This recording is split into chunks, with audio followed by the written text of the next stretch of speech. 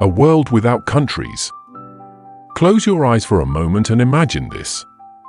You wake up one morning, and the world has no countries. No borders on maps.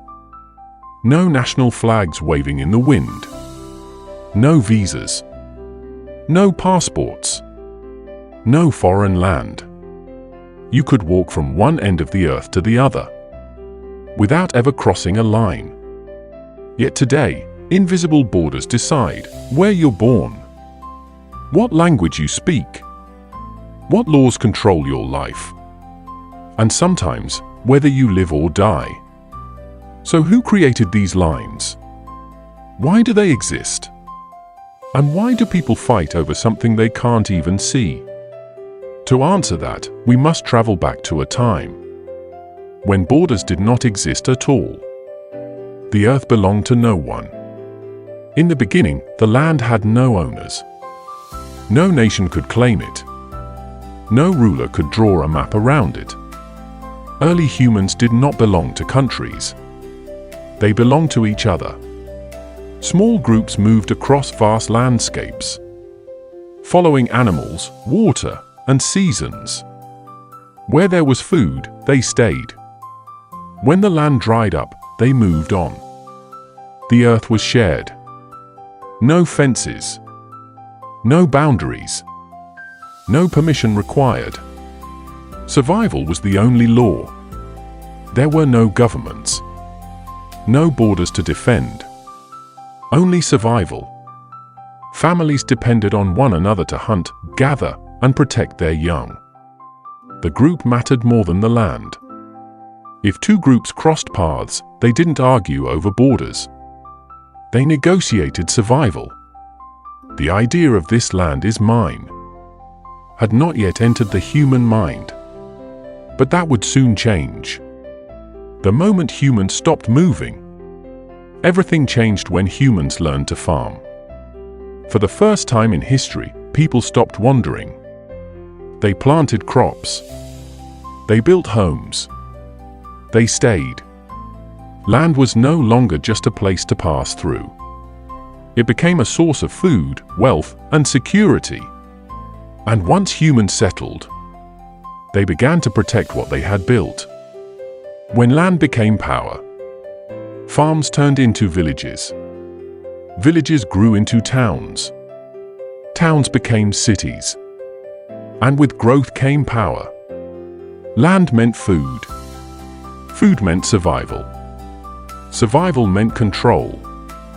Those who controlled fertile land controlled people. And once land gained value, conflict became inevitable. The first borders were not drawn. The earliest borders were not lines on maps. They were natural barriers, rivers that were hard to cross, mountains too dangerous to climb, deserts too deadly to survive. These features quietly marked territory. Beyond this river was another people. Beyond that mountain lived another ruler. Crossing without permission was dangerous. This was the birth of borders. Not written in ink, but enforced by fear. Territory over people. As societies grew, leaders emerged. Chiefs. Kings. Warlords. They did not rule nations. They ruled territory. The people belonged to the land, not the other way around. If a stronger force arrived, the land changed rulers overnight. Borders shifted constantly. Loyalty was forced. Identity was unstable. The rise of empires. Then came empires. Massive, powerful, unstoppable. Empires like Egypt, Babylon, Persia, Rome, and ancient China expanded beyond natural borders. Armies marched across rivers and mountains. Cities fell. Entire cultures were absorbed. Borders were no longer natural.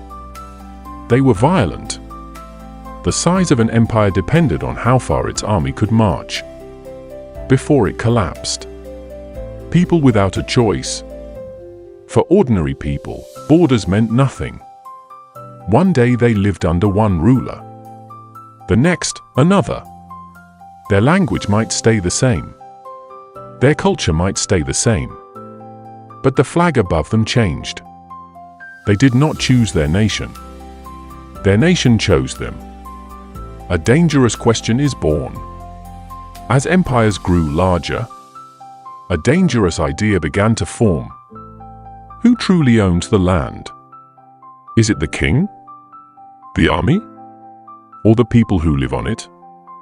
This question would eventually shatter empires, redraw the world, and give birth to modern nations.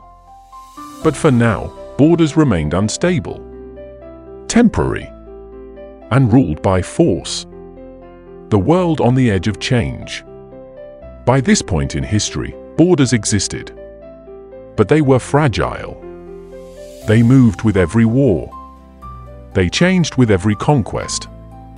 The world was divided by power, not identity.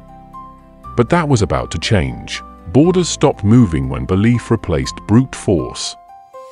Kings claimed land not just with armies, but with religion, saying their rule was chosen by gods. Then came written laws and treaties. For the first time, borders were drawn on paper, signed by rulers, and declared permanent, even if the people living there disagreed. Later, revolutions changed everything. People began saying, "The land belongs to us, not kings."